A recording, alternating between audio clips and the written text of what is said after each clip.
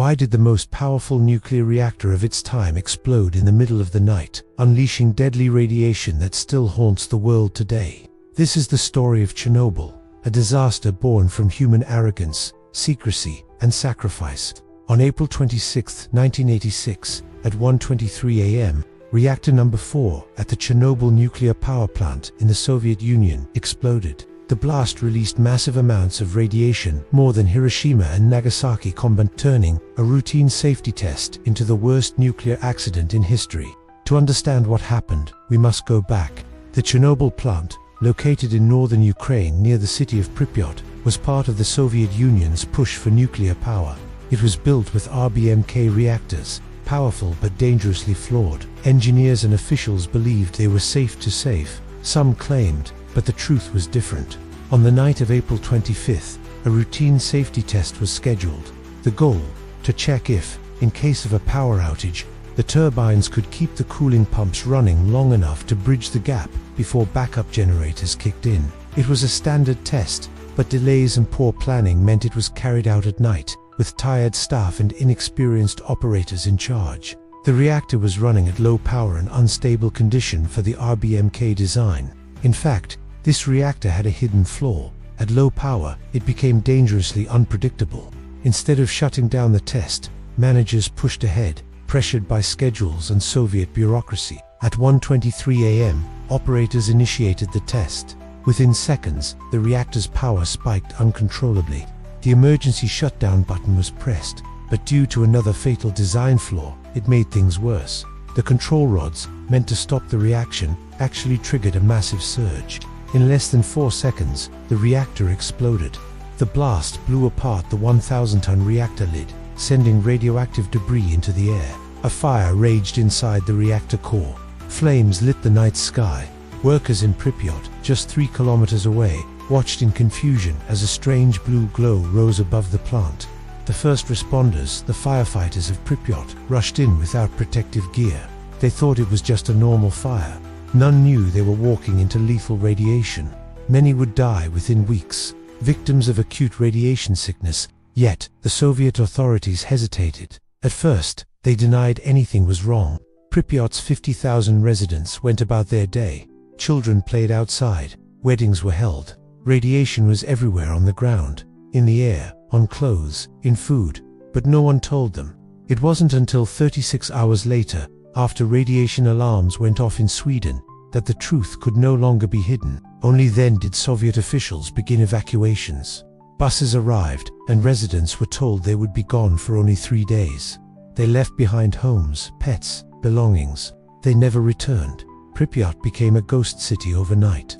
Radiation spread across Europe, carried by winds. Countries detected radioactive iodine and cesium in rainwater, soil, and food. Panic spread.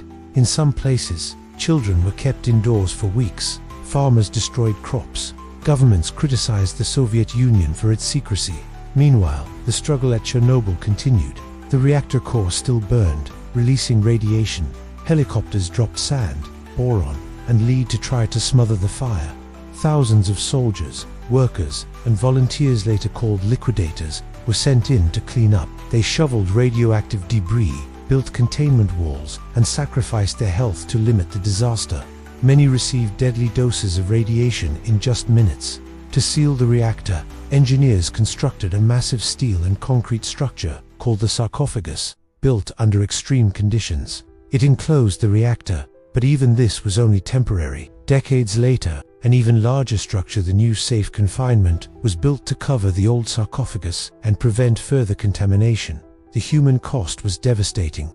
Dozens died in the first weeks, but long-term effects were far worse. Thousands developed thyroid cancer, leukemia, and other illnesses linked to radiation. Entire communities were displaced. Villages were abandoned.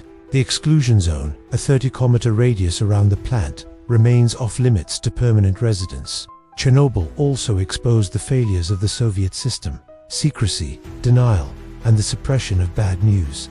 Officials delayed evacuation, downplayed radiation levels, and lied to the world. The disaster became a symbol of the crumbling Soviet Union, a turning point in its history. Some even argue it contributed to the fall of the USSR just 5 years later. But amid the tragedy, there was also courage. Firefighters who climbed the burning reactor roof, knowing they might not return.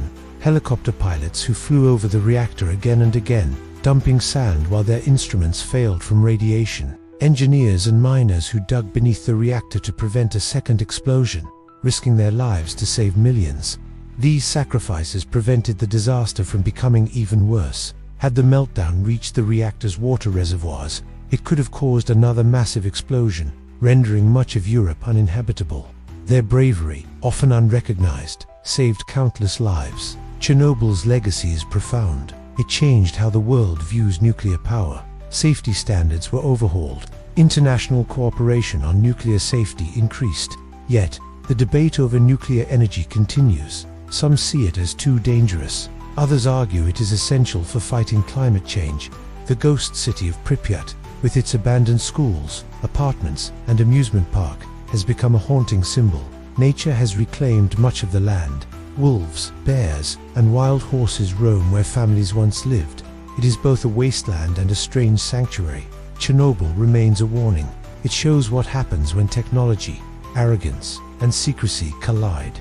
But it also shows human resilience, the courage of those who faced the invisible killer of radiation to protect others. On that night in April 1986, the reactor exploded, but it was more than just a technical failure. It was the explosion of a system built on denial and control. The fallout spread not only across Europe, but across history. Today, more than 3 decades later, the name Chernobyl still evokes fear and fascination. It is a story of disaster, sacrifice, and lessons that must never be forgotten. This is the story of Chernobyl, a story the world will never forget.